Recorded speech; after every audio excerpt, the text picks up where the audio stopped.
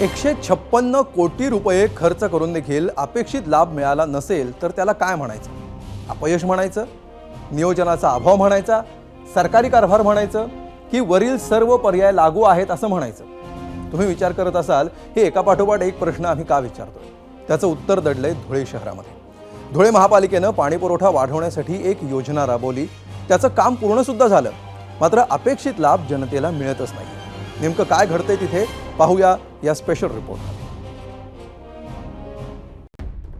धुळे शहर आणि पाण्याची समस्या हे समीकरण गेल्या अनेक वर्षांपासून अस्तित्वात आहे. धुळ्यात बऱ्याच काळापासून 7 ते 8 दिवसाला पाणी येतं आणि म्हणूनच निवडणूक कुठलीही असो, पाण्याचा प्रश्न सोडवू हे आश्वासन धुळेकरांना हमखास दिलं जातं. 2019च्या महापालिका निवडणुकीत हेच आश्वासन तत्कालीन जलसंपदा मंत्री गिरीश महाजन यांनी दिलं होतं.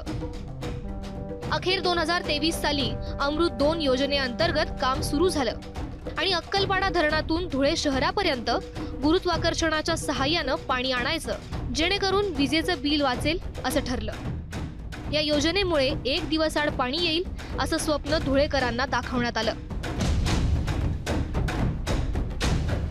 योजनेसाठी 156 कोटी रुपये खर्च करण्यात आले, मात्र काम पूर्ण झाल्यावर देखील नळाला 7 ते 8 दिवसांनीच पाणी येतंय आणि विशेष म्हणजे आजही विजेच्या पंपानंच पाणी उचलावं लागतंय. कारण धरणात पाण्याची पातळी कमी झाली की गुरुत्वाकर्षणानं पाणी आणताच येत नाही. नॅचरल ग्रॅव्हिटी प्रमाणे ते पाणी धुळ्यापर्यंत पोहोचलं पाहिजे, परंतु तसं न होता प्रचंड वीज बिल हे सुद्धा महापालिकेच्या माथ्यावर पडत आहे. योजना तयार करतानाच या सगळ्या गोष्टी त्यामध्ये होत्या, तरी सुद्धा धुळेकरांना 1 दिवसाआड अजूनपर्यंत पाणी मिळालं नाही, हे मोठं दुर्दैव आहे. सैनिक कॉलनी टेकडीवर आम्ही राहतस 25-30 वर्ष होई. आता आमले पाणी नाही, आमले लाईट नाही, अंधारामा राहतस आम्ही. पाणीनी सोय नाही, शियाना त्यांना नईवर पाणी भरायला जातच, लोक मोटरी लायले तर आमले पाणी भेटत नाही पेवाले.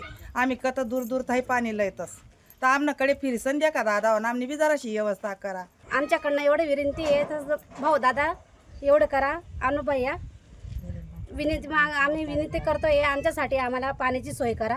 इथं टाकी आली आहे, पण टाकीला अजून काही पाणी आलं नाही आहे, पण तेवढे आम्हाला पाईपलाईन काढून द्या. एप्रिल ते जून पर्यंत अक्कलपाड्यातनं पाणी महानगरपालिकेला पुरवणं कठीण जातं, कारण अनेक शेतकऱ्यांच्या आवर्तनं सोडल्या जातात. त्या आवर्तन सोडल्यामुळे अक्कलपाड्याच्या पाणी पातळी खाली जाते. आपल्याला मागच्या वर्षीचा हा अनुभव आहे नगरपालिका प्रशासनाला. त्यामुळे पुन्हा तुम्हाला नकाने तलावाच्या पाण्यावर अवलंबून राहावं लागणार, हे वास्तव आहे. आता या बाबतीमध्ये मनपा प्रशासन नेमकी काय भूमिका घेत आहे आणि या योजनेला कशा पद्धतीने पुढे राबवत आहे, यावर नगरवासियांचं लक्ष लागलेलं आहे.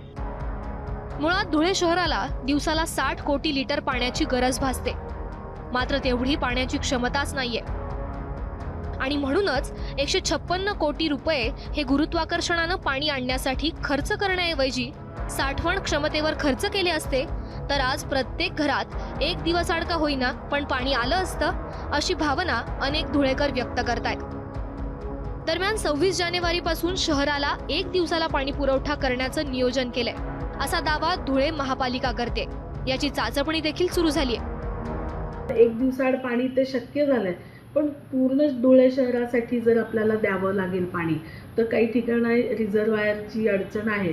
जेव्हा आता आपला अमृत 2 मध्ये काम पूर्ण होईल, सगळ्या टाक्यांचे हद्दवाढ भागामध्ये जो 22 टाक्या बांधतोय आपण, हे जेव्हा पूर्ण होईल तेव्हा आपसुकच 1 दिवसाआड काय आपण डेली पाणी द्यायच्या परिस्थितीमध्ये येऊ. त्यावेळेला महापालिका निवडणुका अवघ्या काही महिन्यांवर आल्या आहेत.